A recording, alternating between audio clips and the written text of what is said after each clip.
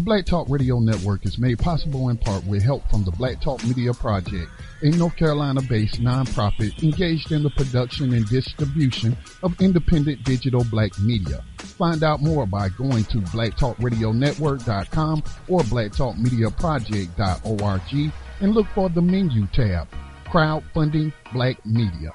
Black Talk Media Project, helping to provide you with new black media for the new millennium.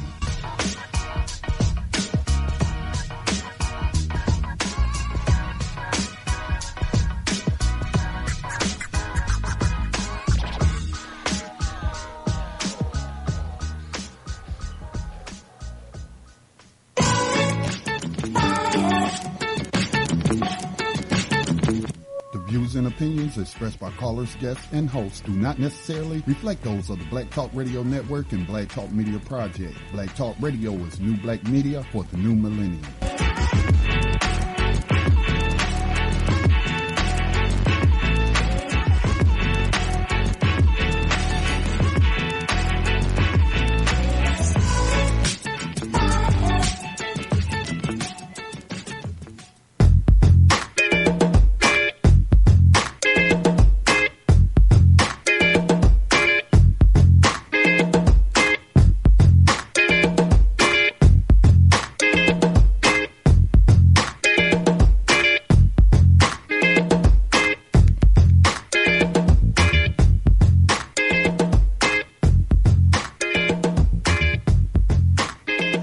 Good afternoon and welcome to Black Talk Radio News.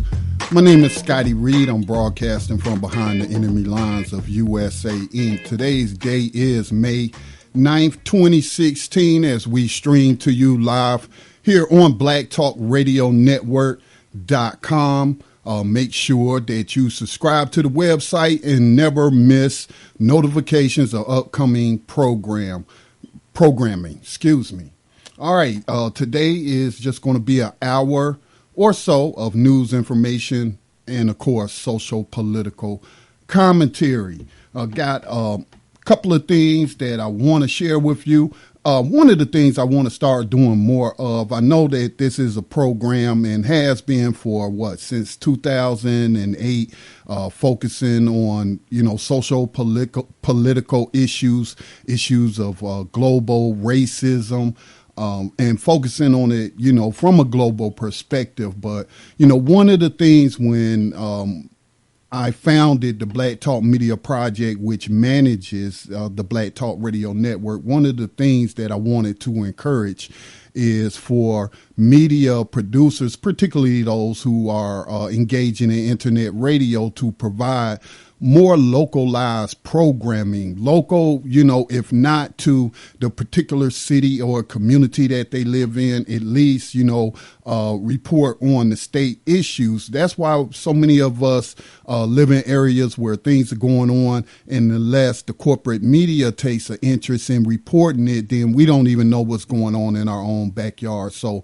on Mondays and perhaps throughout the week, I'm going to try to incorporate more local news here on Black Talk Radio News, which we are in the state of North Carolina. I know we do have a number of listeners here in the state of North Carolina, as well as some associates we have worked with here in North Carolina. But I want to try to do that a little bit more with this particular program that I host and produce, Black Talk Radio News, is to bring my North Carolina listeners more of the information that I think is pertinent to our existence in this state and understanding what is going on where we live on a more micro level.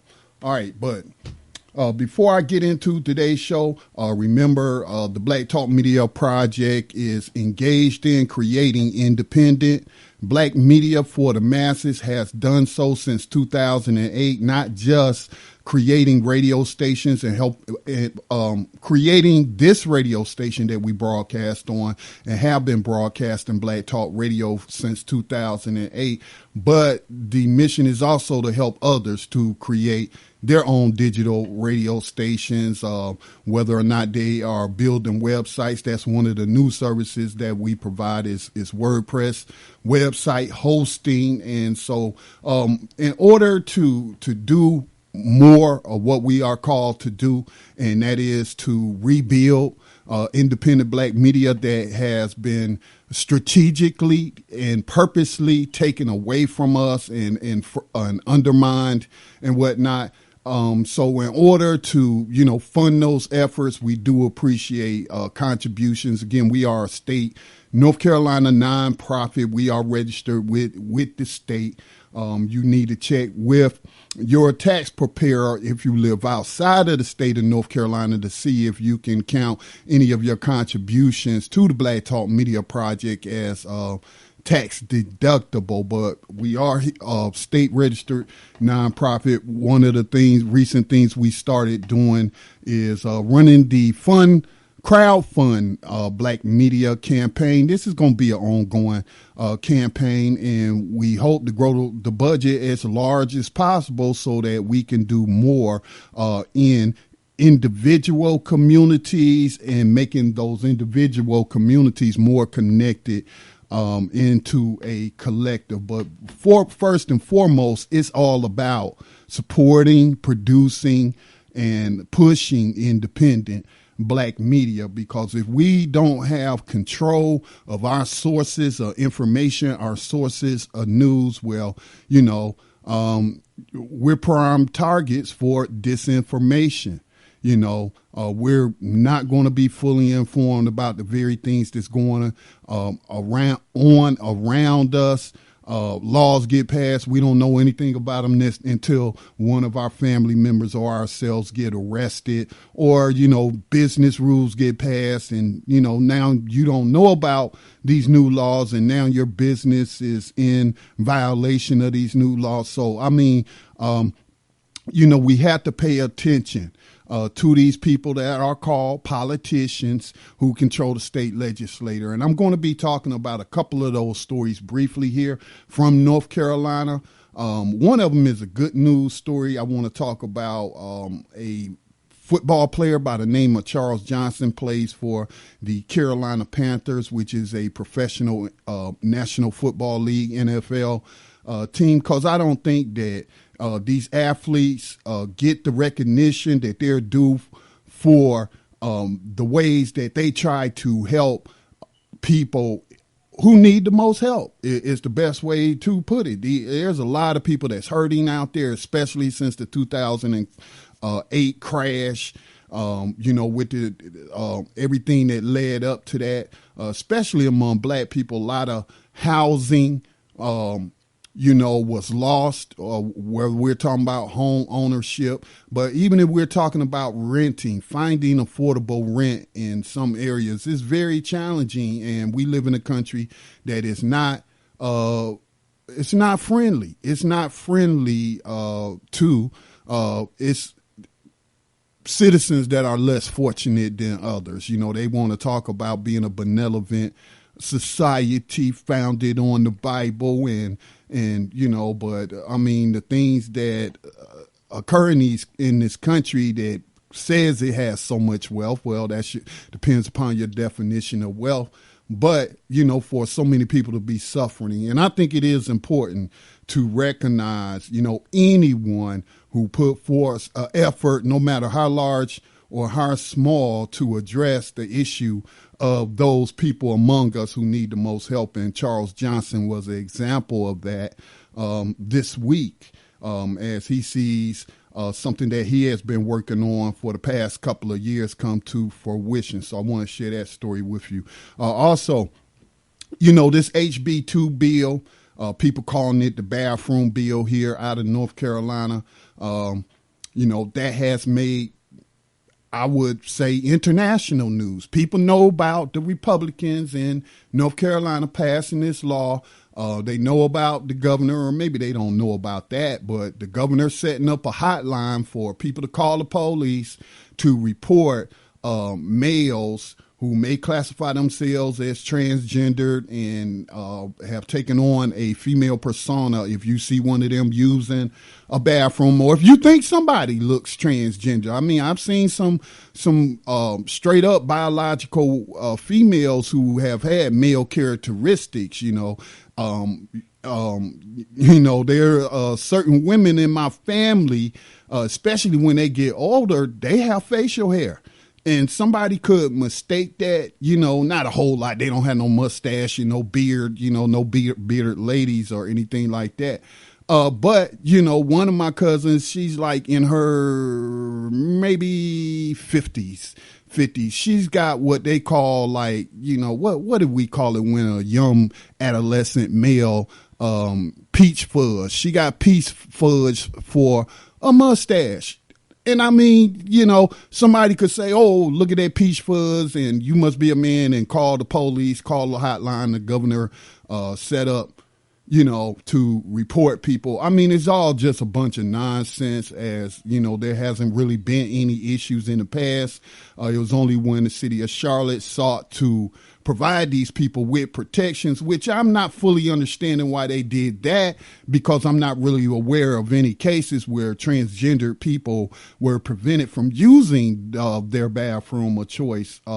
Charlotte, I don't know why they did that, but that was the Republican response, was then to pass a state law during a special legislative session, pass a state law. And it not only deals with the bathroom, though, it also has to do with age discrimination, race discrimination, and just making it even easier for businesses, corporations, employers, if you will, to practice discrimination in their employment practices. Also makes it more difficult for a victim of discrimination, employment discrimination, or ageism, or whatever you call it, makes it more difficult for them to use the North Carolina courts to seek justice on that issue. So there's a whole lot of things wrong with HB2, but everybody wants to focus on the bathroom issue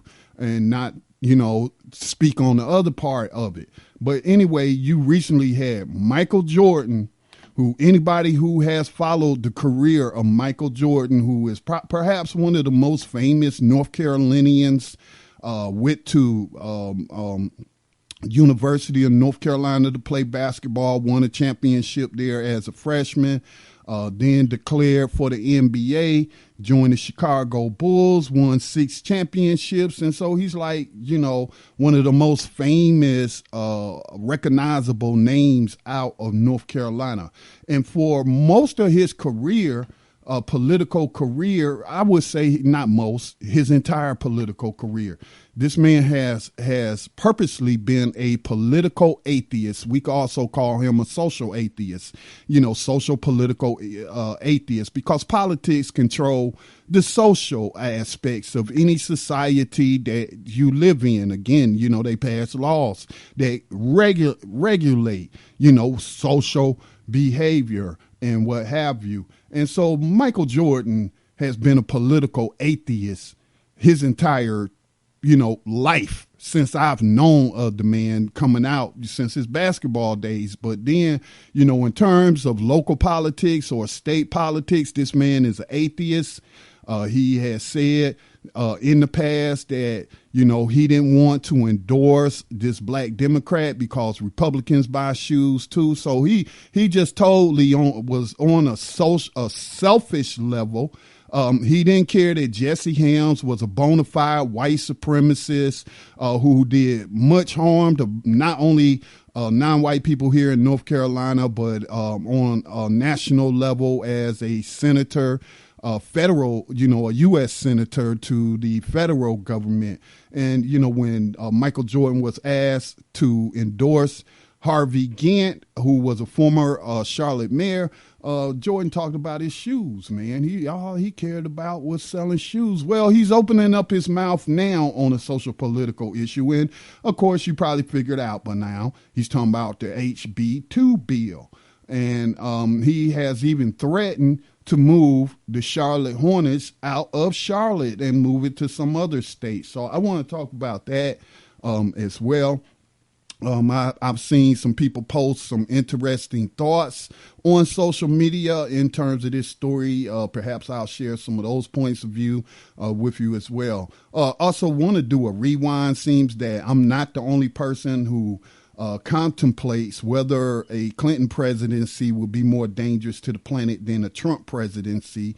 At least one person seems to agree with that assessment, or at least is asking the question, and that's Rania Kalik, who in April wrote, "Is Hillary Clinton more dangerous than Donald Trump?" Take a look at her article, which I believe was published on Electronic Intifada, which focuses a lot on social political issues in the Middle East, also known as Northern Africa. The last story I want to share with you is, you might have heard this story about black people in Mexico who are, their nationality is Mexican, but they are black people. They identify as black. They are the descendants of enslaved Africans in that part of the world. And they are threatening violence, if necessary, to be recognized as a separate and distinct group by the Mexican government, with a unique history linked to the African slave trade in South America. It's getting, some people, they say, they've tried everything. They've gone the legal route. There are financial, economic issues tied to being recognized as Afro-descendant people in Mexico, and some of the reasoning that has been given as to why the government of Mexico doesn't want to recognize black people in Mexico as a distinct, unique group with a distinct, unique history in Mexico. Some of the reasoning is nothing but more practice of racism and white supremacy. All right, so those are some of the stories. If you would like to comment on any of this, you can give us a call. A couple of ways to get in touch with me here on Black Talk Radio News. The first way is to use the conference line. That telephone number is 641-715-3660. The participant code is 549-032#. Of course, to signal me, just hit *6 and 1. I'll bring you right on air. Also, take advantage of the web-based flash phone to make a free call from anywhere in the world. And you can also hit us up on the studio line. That studio line is 704-951-5030. Again, that's 704-951-5030.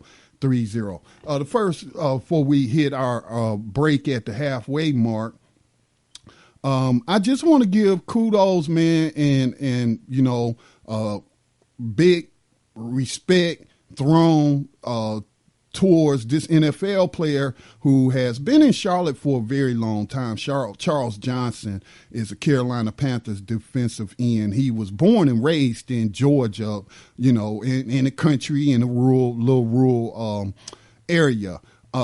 He has always been focused on helping people in the Charlotte area, as well as going back to his hometown and, trying to provide a safe space and an adequate space for, kids in his hometown, children in his hometown to have safe spaces to play sports and what have you, to exercise and things of that nature. But he really impressed me with his latest venture. Because I know during Christmas, him and his wife, they had their own foundation. And they took people from the homeless shelter and what have you, took them around and, during Christmas season, and provided quote unquote Christmas to these poor people who are without housing, as millions of people in the United States are without housing. And so, there is that issue here in the United States that, only certain segments of society here in America wants to address. They'll pay lip service to like homeless veterans and what have you, or, the homeless population. But really,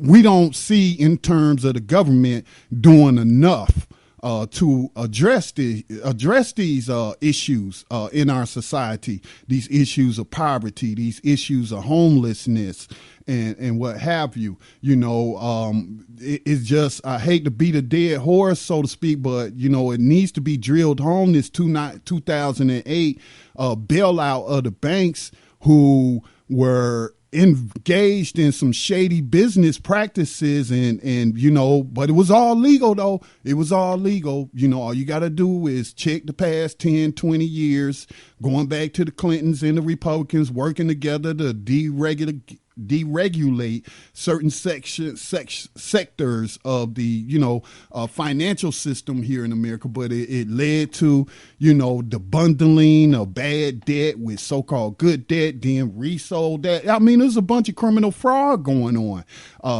Ended up a lot of people were given bad information on buying homes, and a lot of people ended up homeless at the end of the day, and the American taxpayer found itself out billions of dollars, and nobody was held accountable for this.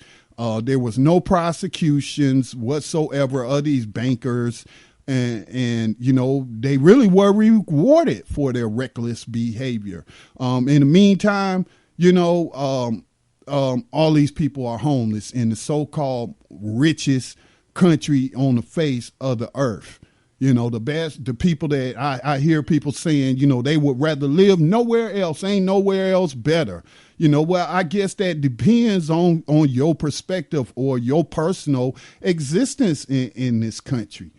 For millions of men, women, children, veterans, mentally ill people, and what have you, it's not so great. It is not so great. And for this country to say that it has all this great material wealth, to ignore these people, it just really speaks to the immorality of the fabric of this nation. But anyway, getting back to, that's why I appreciate these athletes and what they do and off the field. That doesn't always get a lot of attention. It might get a mention here or mention there. But usually when we're talking about in the black community on black radio, usually when we're talking about these athletes, we're trying to compare them to slaves, even though they're making hundreds of millions of dollars, trying to compare them to slaves and what have you, while ignoring the real slaves, which are being held on the prison plantations and in the jails and whatnot. We want to castigate them for, many negative things. And some of it is rightly so, when we see some of them waste their money on material things and what have you, like bling and just a whole lot of wasteful spending and what have you. But we don't really know that a lot of these brothers, and I suspect sisters, but it's mostly the brothers because they're the ones that's making all the money in the sports industry, making the majority of the money, I should say, in the sports industry. And they really do. There are a lot of them that really are truly giving back to the community and trying to help people who need help the most. And so, as I mentioned, Charles Johnson, during the Christmas season in December, I remember hearing a local story about him and his wife, taking several families around and buying Christmas for the kids and buying them food and what have you from these homeless shelters and what have you. Well, somebody would have said, listening to that story, well, what about, helping them find a place to live or something like that? And I'm sure, that's probably who's to say that they're not trying to do that and provide assistance. But this story that I came across yesterday, Charles Johnson, through his foundation, has been working for the past couple of years to provide affordable housing in Columbia, South Carolina. Again, he's from Georgia. He works in Charlotte, North Carolina. He does stuff, in both places. But, you know, Columbia, South Carolina, I think a lot of the football players from the Carolina Panthers, after the heinous racist terrorist attack on Emmanuel Church down there in Columbia, South Carolina, I know a lot of the NFL players from Charlotte specifically were touched by that, and they have been, you know, really reaching out to Columbia. And so one of the ways that Charles Johnson reached out was by building affordable housing. So I'm going to share, you know, a little bit of this article with you. It says low-income families in Columbia are getting an opportunity to access affordable housing with the help of a NFL player. The village at Rivers Edge broke ground Wednesday, kicking off construction on a multifamily complex across from the E.E. Taylor Elementary School off River Drive. Affordable housing is not what we build, it's what we finance, said Reginald Barner, managing partner with Chmeyer Holdings, LLC, an affordable housing development firm. Barner teamed up with business partner Charles Johnson, Carolina Panthers captain and defensive end, to take on the project. Johnson, a Georgia native, uses his own foundation to offer athletic, recreation, and educational programs to underserved youth population. Johnson said he plans to host some activities for the students at the nearby elementary school. So let me see. The village at River's Edge also received a $20 million investment from the Bank of America, providing construction financing, while other dollars came from a mix of bonds from America First Tax and federal home funds provided by the South Carolina State Housing Finance and Development Authority. All right, so actually, this is an older article, and this is when they first broke ground.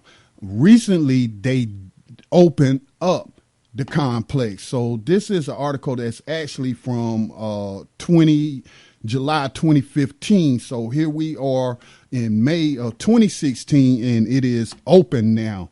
It's open. I think it's supposed to provide housing for about 138 families, which is no, small task, again, given the scarcity of affordable housing. So, this is what we need to see more of. We need to see more of this. We need to hear more about it, because we don't understand. We have a lot of criticism for these athletes and what have you, but we don't understand that if not for some of their activities, if not for them leveraging their celebrity, if not them leveraging their personal finances, if them not so to speak, twisting the arms of banks and other corporate entities to also give back to these communities and what have you, then a whole lot of people that need help would not be getting help. So that's that story. Big shout out to Charles Johnson.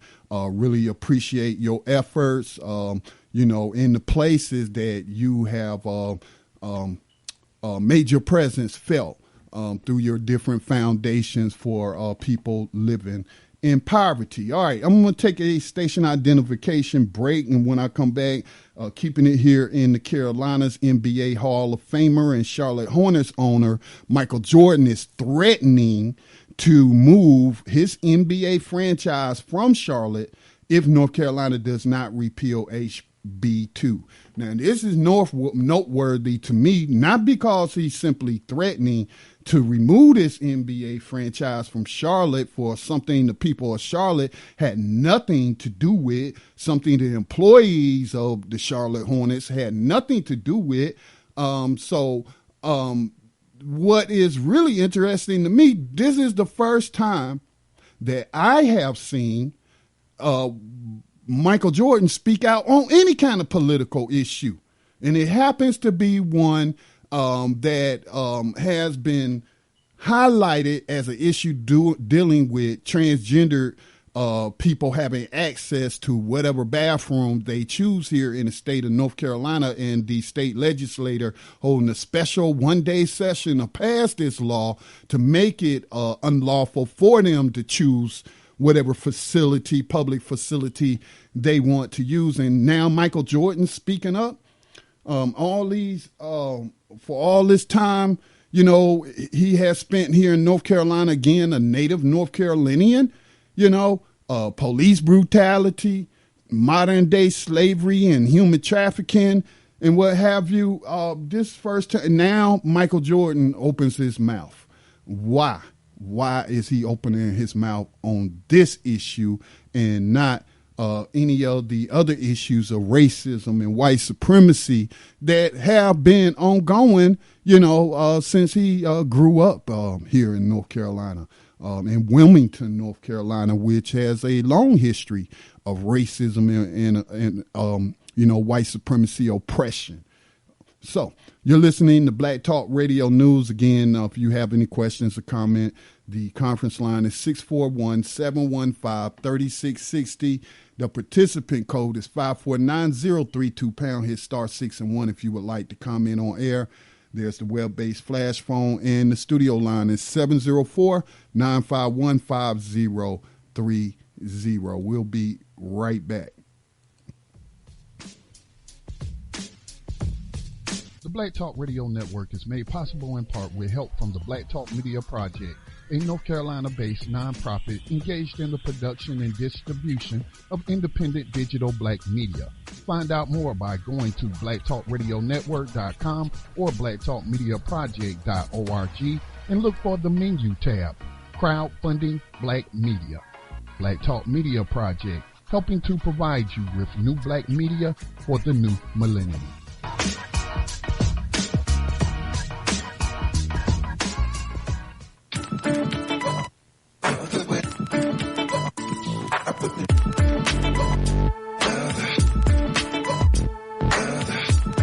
You are tuned in to Black Talk Radio, new black media for the new millennium.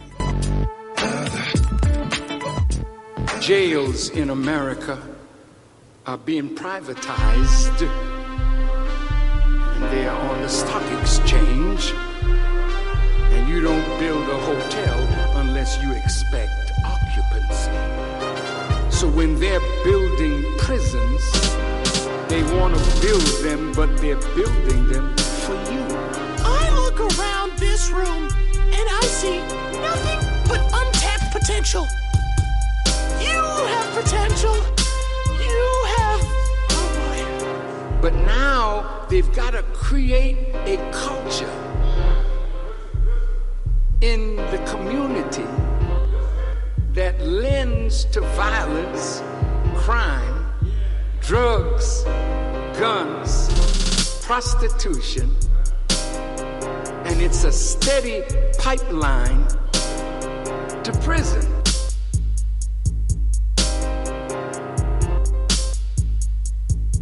But they're offering you rap deals.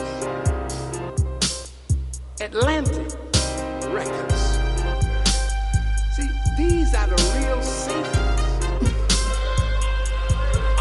They have to be exposed, brothers. You rap, and in your rap there's a beef with another rapper. And you get real, you know, fiery about it. And you're talking about drilling down. I look around this room and I see nothing but untapped potential. You have potential. You have... You want to kill your brother. So that's the kind of rap you're doing. And then the radio stations are complicit. Because if you make something clean, they don't want to play it. So when you come to the record executives with something clean, but it's got a good beat, hey, that's nice, but see, if you ain't keeping it real. And keeping it real means keeping it as it is so that it will never change.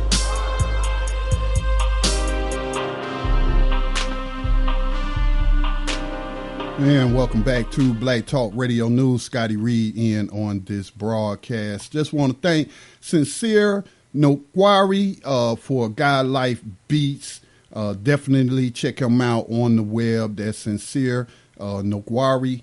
God Life Beats, providing us with that track with Minister Farrakhan talking about modern day slavery, talking about how they control the minds of the masses through the radio stations. And again, I want to keep stressing that it's why the Black Talk Media Project exists. It was Malcolm X who first really clued me into the power of the media and the enemy's tools of propaganda, and how these tools can also be used for good or as a counter to what your enemy is doing. So again, if you haven't contributed to the Black Talk Media Project's crowdfunding Black Media, please consider making a donation today. Donations or contributions of $25 or more will get you a Black Radio Stations Matter Appreciation T-shirt. All right, so before, on the other side of the break, I was talking about Michael Jordan. Being a political atheist his entire professional career. Again, as I told the story, when he was asked to give an endorsement to Harvey Gantt, who was running for the U.S. Senate to, he was running against one of the most vile racist white supremacists in this state, Jesse Helms. Jordan gave the answer that, I'm more interested in being a capitalist and filling my bank account than I am about social political issues that people are facing here in the state of North Carolina. So count me out.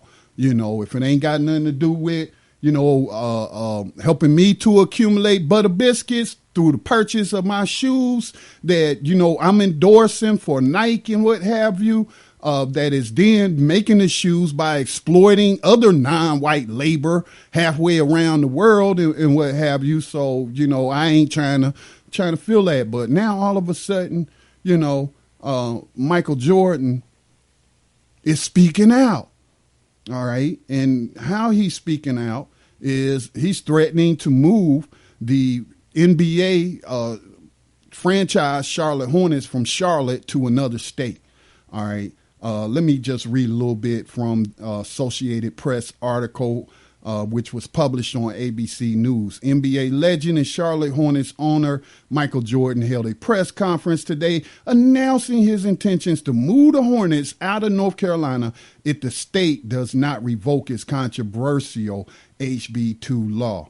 With this new law in place, North Carolina currently does not have any anti-discrimination protection in place, something that is vital, not just for our fans, but for everyone, Jordan told reporters. We are giving the state of North Carolina 30 days to repeal this law, or they can expect the Charlotte Hornets to play elsewhere. I want to make it clear that neither the Hornets nor I will not stand for this type of intolerance and hate. I mean, those are strong words from a political atheist.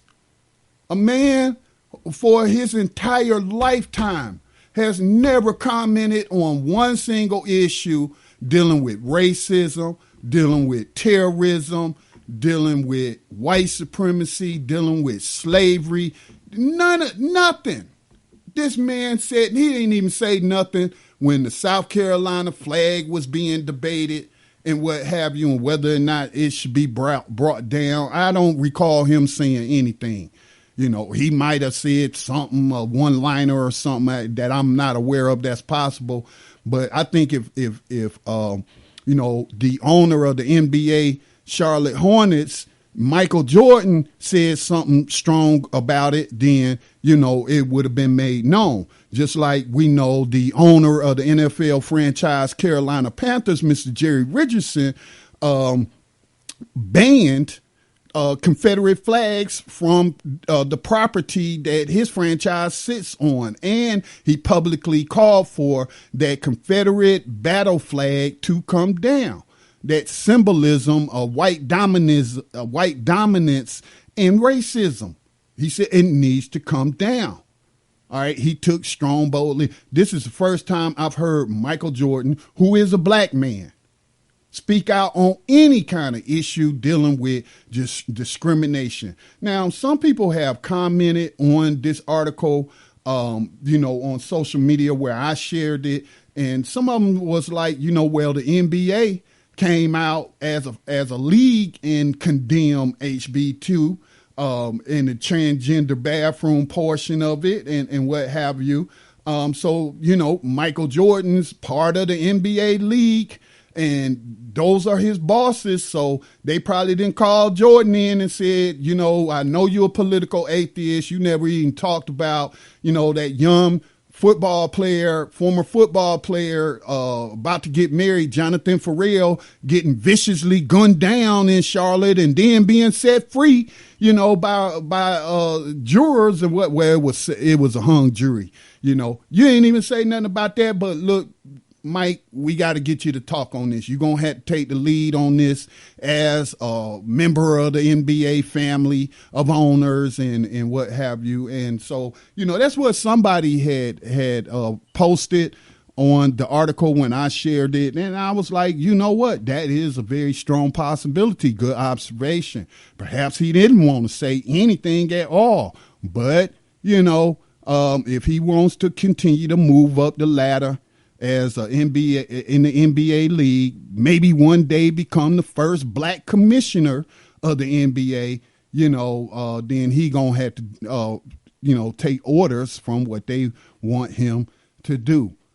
So again, this is totally out of character for Michael Jordan to say anything about any kind of social political issue, to talk about he will not stand for any kind of intolerance or hate. And it took a transgender issue for him to finally speak out, and then doesn't, mention, unless he's talking about any type. Well, he said for this type. So he's talking about one type. But that HB2 bill deals with several different types of intolerance and hate. It makes it, as I stated earlier before the break, it makes it more difficult for North Carolinians to use state courts to prove discrimination in terms of race, in terms of gender, in terms of age. It makes it more difficult for them to use the courts to seek a redress of their grievances against any employers that engage in these type of practices against them.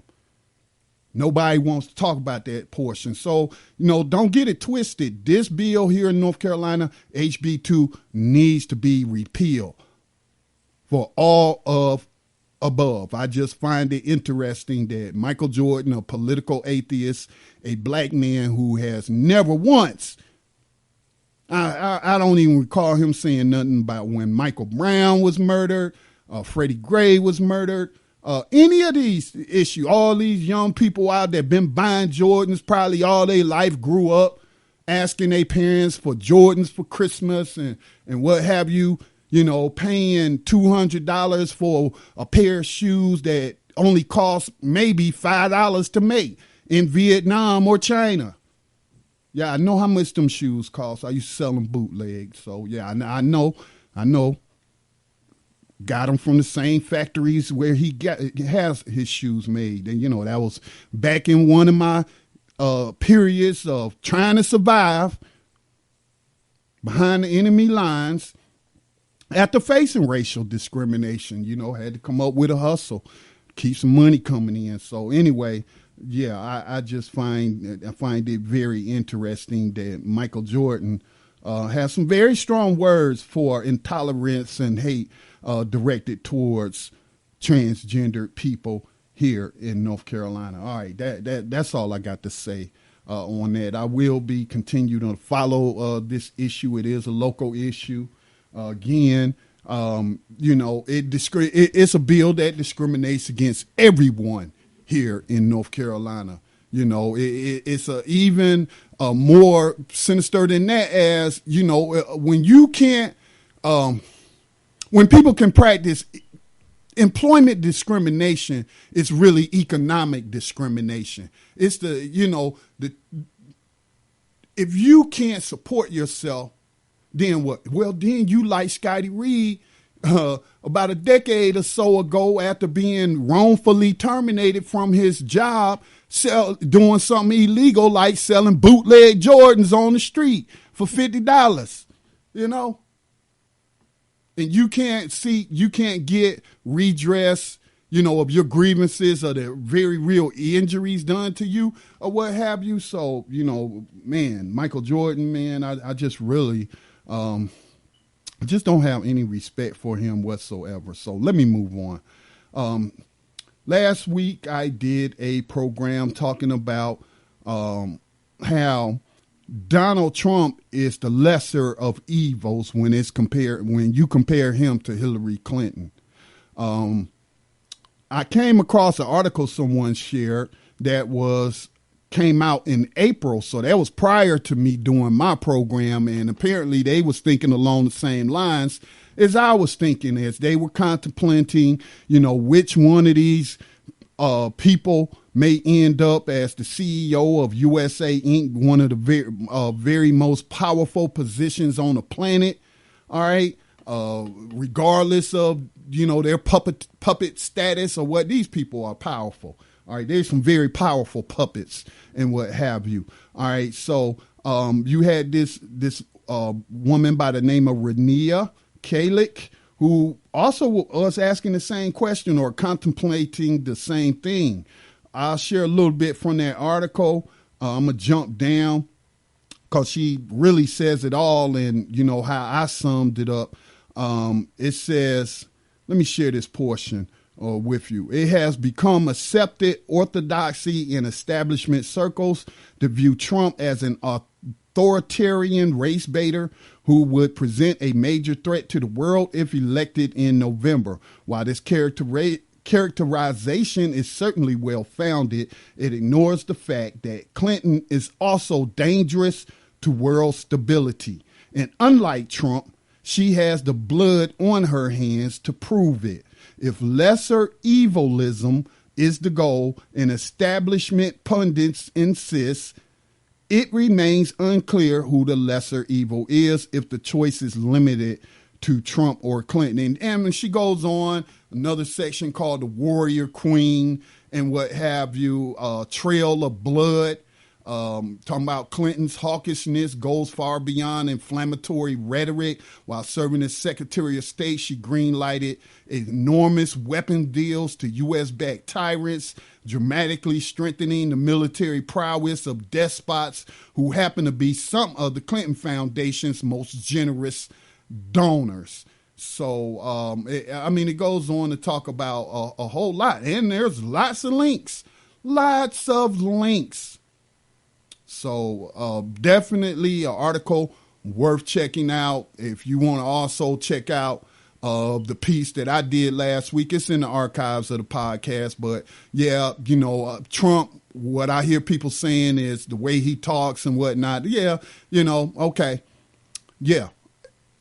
Him taking out a full page ad in New York, a New York paper, you know, talking about the Central Park 5 that many people depicted as a racist attack on those 5 black teenagers who we know were eventually decades later, exonerated of the crime against that Central Park jogger, a white woman who was raped. But other than that, man, I really can't say that Donald Trump has blood on his hands, certainly not to the level of Hillary Clinton, for those that know Hillary Clinton. So I just view her as far, far more dangerous, man.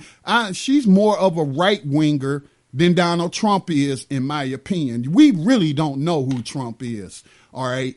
He has admitted to putting on an act, you know, to bring new people into the voting process and to, you know, fuel his campaign and what have you, and saying, you know, once he pivots to the general election, he'll be more quote unquote presidential, whatever that's supposed to mean and what have you.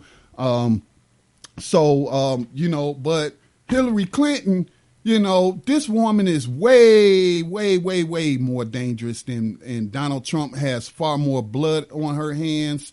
And People want to try to insult our intelligence and say, look, I wouldn't recommend anybody supporting either candidate. All right. Both of them would be a danger, I feel, to non-white people all over the planet. I know Donald Trump supports modern day 21st century slavery, as does Hillary Clinton, regardless of what she's saying in 2016. It's about what she has done since her days going back as first lady as Arkansas. So, that's not the point. But the point is most likely one or two of these people are going to be the CEO of America. Therefore, there's going to be things that are going to occur that's going to affect you, whether you engage in politics or not. All right. You live behind enemy lines. OK, anything that happens behind these enemy lines, you are a potential victim. Any white supremacist codes that they pass or whatnot, anything, we talk about all areas of people activity. Well, laws govern all those areas. So, but, Hillary Clinton's people, unfortunately, a whole lot of black people, they just don't know the real Hillary Clinton. And that's because of a lack of independent black radio, like you're listening to on this station here, like, a few terrestrial stations that are becoming almost extinct. WVON is one, WCLM out of Virginia, WURD out of Philadelphia. Those stations are far and few in between. This was done on purpose, 1996 Telecommunications Act. And so that is why many of our people don't have the right information, and they appear to be foolishly voting for the racist white supremacist Hillary Clinton. And they think anything you tell them about her is, that's just right-wing conspiracies or whatnot. It's cause of the mass media that they are programmed with. All right. So, but there was one young black woman who was on CNN the other night, who I think did an excellent job in showing that people cannot get one over on you, so to speak, or they can't play you for stupid if you are informed. And you can flip the script easily, and then they are exposed as either being stupid or being dishonest and being liars. But you got to have the right information. And this young black woman, Yane Nago, I can't pronounce her name. It looks like I'm sure it's an African name. I think it's a Nigerian name. I'm not sure of that. But she was on CNN. Now Hillary Clinton, she's apparently a Bernie Sanders. She likes his platform and the issues that he's speaking to versus Hillary Clinton. And she was on CNN with a Clinton operative, somebody who works for the Clinton staff. And this young black woman was just very impressive about her knowledge on Hillary Clinton. So let's go ahead and give that a listen. I want to start with you. It's virtually impossible for Senator Sanders to win the nomination. So why is it Bernie or bust for you? A lot of people, they perceive the Bernie or bust movement as being something that's almost like a temper tantrum for people who support Bernie. And I think it's really important for people to understand that Bernie or bust is really a representation of how we feel about Hillary Clinton. We don't like Hillary Clinton. And we can't support her. So, Yanni, under no circumstances would you vote for Hillary Clinton? I'm definitely not going to vote for her.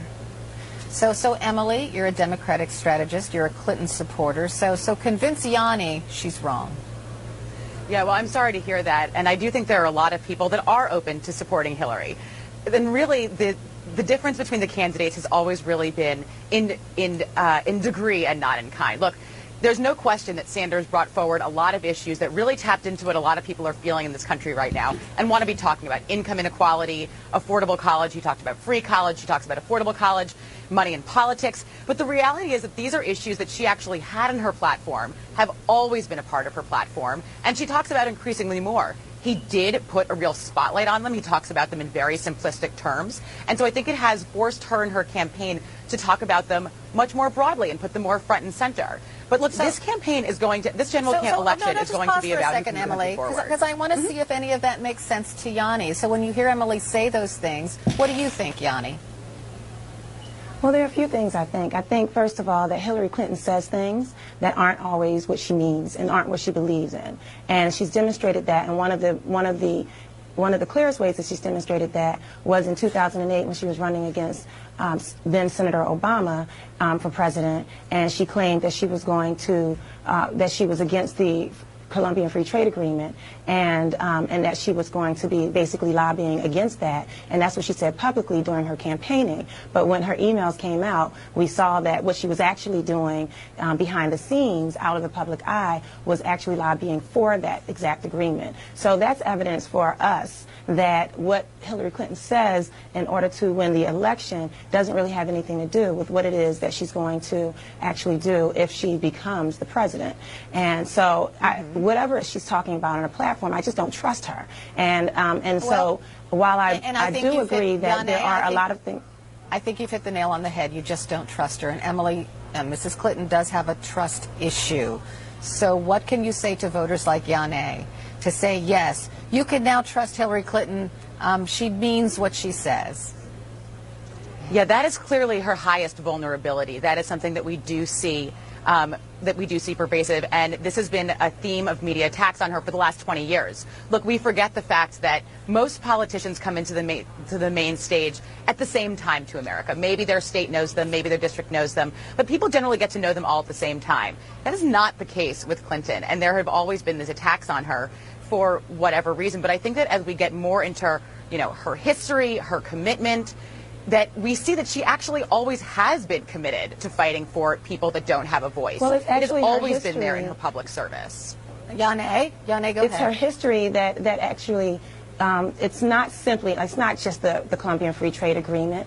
It's what the State Department did under her leadership going into Haiti, and when they wanted to raise the minimum wage for the Haitians from 24 cents an hour to 61 cents an hour, they negotiated it down to 31 cents an hour. It's the regime change in Honduras and all of the people who are dying as a result of Clinton's influence in Honduras after they had their first democratic election. It's the mistake of the Iraq War. It's the mistake of Libya. It's her history that causes us questions, and so now she's saying new things, and she's saying new things that are popular. Suddenly she realizes that the importance of Black Lives Matter because of the Black Lives Matter movement, and these things don't seem genuine. They seem like what she needs to say in order to get elected. We don't trust what she says, and we don't like what she's done. And so for those combined reasons, we won't vote for Hillary Clinton. Okay, last word, Emily.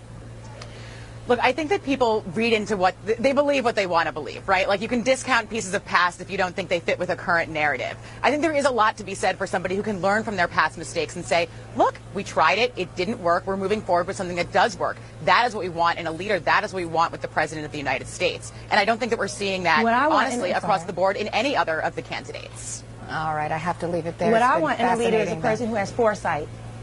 I want a leader who has foresight, who has the ability to know in 1994 that there are issues with the crime bill, not to look back after thousands of lives have been destroyed and families have been destroyed and say, ooh, I made a mistake. I want somebody who has the foresight to say, no, I'm not going to vote for the Iraq war because that's wrong. Not somebody who's going to later on say, oops, that was a mistake. I don't think our country can afford the mistakes that come with hindsight. We want somebody who has the foresight to make the right decisions in the beginning. Okay, I have to leave it there, Yanni. I appreciate your passion. Yanni Indigo, Emily Tish Sussman. Black Talk Radio News, Scotty Reed in for this broadcast. See, I'll tell you, man, these people that be practicing racism, her passion, you hear the CNN host, oh, I respect your passion, to make it seem like she was being emotional. That's usually what the word passion is associated with, emotion. Oh, you're being emotional and you're not thinking about these things rationally. That woman, Yanni, articulated her position with the utmost clarity. Wasn't no emotional. She was naming off the facts, and then you had the Clinton surrogate telling lies and suggesting that, oh, these things aren't true, that Hillary Clinton didn't support the Honduras coup that removed its first democratically elected president, which then led to tremendous violence and political assassinations. And she said it was open for business. Like, it's not true that she went in there and interfered in the internal negotiations in Haiti where workers were fighting for what, 61 cents an hour? Oh, but Hillary Clinton went in there and negotiated it down to 31 cents an hour. Sounds similar to her thing with here in the United States with the minimum wage. Oh, I don't support $15 an hour. Let's go for 12. Always on the side of business, always on the side of the exploiters and what have you, as if they didn't use these Islamic proxies to overthrow Libya, to take over its oil and its gold and what have you, other natural resources, to prevent them from using their resources along with other African nations to create a African currency backed by the gold dinar. Saying, oh, people can believe what they want to believe. Oh, these are facts. These come from this woman's email. These people are the most that support Hillary Clinton. All they do is lie, just like her. All she does is lie. And I'm telling you, people, this woman has both hands dripping with blood. And if this becomes the next CEO of USA Inc., millions and millions of more people we know will suffer based on her track record. Donald Trump, very scary dude, but his hands ain't dripping with blood like hers. Still a very bad dude. Again, supporter of modern slavery, slave catching, and all that kind of stuff. So, this is first time in U.S. history where you got two nominees from the two major corrupt parties who are the most disliked in history. Most disliked in history. You got Hillary Clinton under a criminal investigation. Man, don't get me started on this wench. But, when you are informed, you can hold your own against these white supremacist propaganda masters and what have you. But, pay attention how they try to take shots at you and discredit what you're saying, like she was being emotional. She wasn't emotional. Very coherent, very intelligent as she articulated the points of why Hillary is a no-go for her, regardless of who else may become CEO. All right, last thing that I want to share, I'm a little bit over today. Got a couple of more stories to share. Hillary Clinton, going back to, let's say the Democratic primary election in New York, as well as Arizona. Lots of voting fraud took place, lots of voter disenfranchisement. Again, if votes didn't matter, I don't think they would go to the lengths that they go at to disenfranchise people and to come up with software that allows them to flip votes and stuff. But that is what's being alleged in what happened in New York. It was a little different in Arizona. In Arizona, they purposely only opened up a couple of polling places in the, predominantly non-white areas of Tucson and mostly it was in Tucson where they had the highest population of non-white people. But in New York, and I believe I did report on this, there were reports of vote flipping coming out, signs of 2000. Electronic voting in 2000 where votes were being flipped for George Bush. If you voted for Nader or if you voted for Gore, there were reports of on these electronic machines, and I saw it because it happened to me here in North Carolina where the votes were flipped for George Bush. All right. And they're saying that that's going on here in New York. And I suspect that it will happen in the general election, especially if Hillary Clinton escapes indictment, escapes prosecution, ends up with the in the general election facing off against Donald Trump. I think, that we're going to see more shenanigans like we saw in the year 2000 with electronic voting. And I just don't understand why anybody in any county would even tolerate these electronic dial voting machines that don't have any kind of paper trail whatsoever.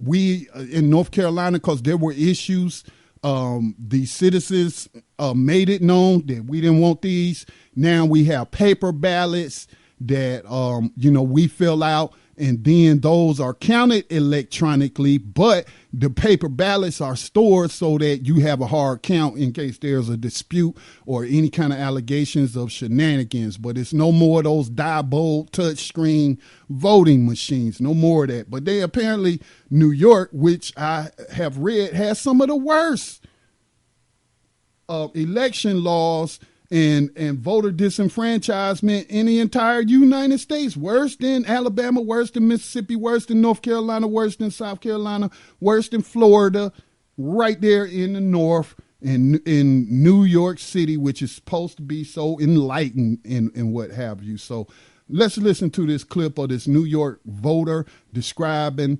the black box voting theft there in the state of New York. All right, here we go.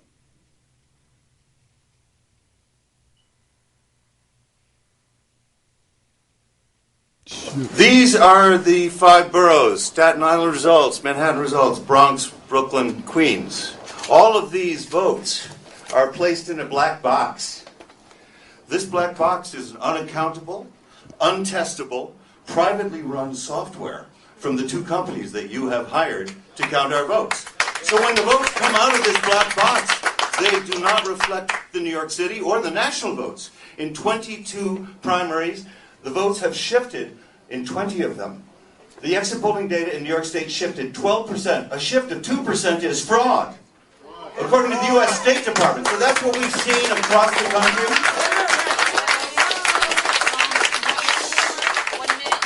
1 minute left.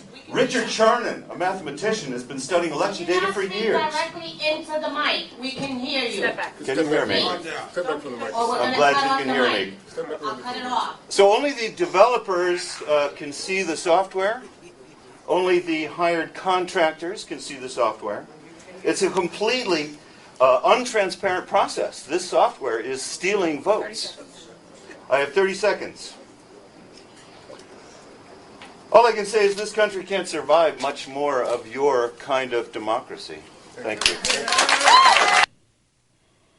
All right. So, one of the things that we found out from Hillary Clinton's mishandling of classified emails and totally trying to circumvent the State Department's email system or the federal government's email system by setting up a private server in her basement.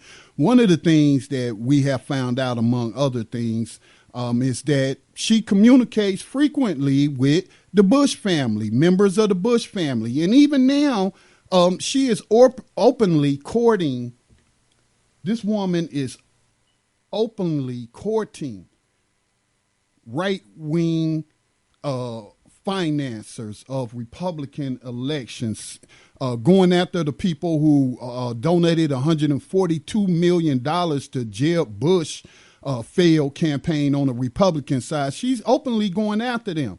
But what I'm saying is that the Clinton family and the Bush family has been close, especially after Bill Clinton's election and what have you. And so here we know from Hillary Clinton's email that they talk to each other personally, and what have you. So I'm wondering if the Bush family hooked up the Clintons with whoever they use to steal votes, these different businesses that provide this voting software, and pointing out which, counties where the people in charge are corruptible and you can, steal some elections here or there and what have you. I wonder if that's what their communications are about, if they sit back and laugh and about how, they're rigging elections and what have you. So I expect, if Hillary Clinton is the Democratic nominee, that we'll see more of this during the general election. The most powerful, most dangerous, most evil, racist white supremacists on the planet want Hillary Clinton in there, and they will do everything possible to get her in there if that means stealing another election. All right. Last story I want to share with you. You got black Mexicans in Mexico. That's their nationality. Mexicans, they're black, identify as black. They're descendants of enslaved Africans and what have you, have their own unique history down there. And they are facing racism and discrimination primarily from the European or the descendants of the European Spanish that colonized that part of the world. It also, what they're fighting for is official recognition from the government of Mexico, like in a census or what have you. They don't count them as a distinct group of people, as an indigenous people, because one of the things they're saying, the Mexican government is saying, because they don't have their own indigenous language, because they speak Spanish like everybody else. But when you think about the reason that African so-called Americans don't speak their native tongues, is because it was stolen from us. It was stolen. All right. Malcolm X talked about it. Stripped you of your religion, stripped you of your God, stripped you of your, native tongues and what have you. And so obviously these Afro-Mexicans are victims of that. So, this whole thing about, you had to speak a certain language. You got to have your own indigenous language to be recognized as a people is absurd. It's absurd. But also interesting to me is, the black community indeed is global. They are on every part of the continent, and we don't all look the same. We don't all have, the same type of hair, even the same levels of melanation, different variations that might have to do with climate and developing in different parts of the world, but they are black, and these people are identifying as black, and they say they are suffering, racism and from the Mexican government, and they are saying that, they're warning that the black community may end up emulating the indigenous uprisings in Chiapas in the 1990s, known as the Zapatistas.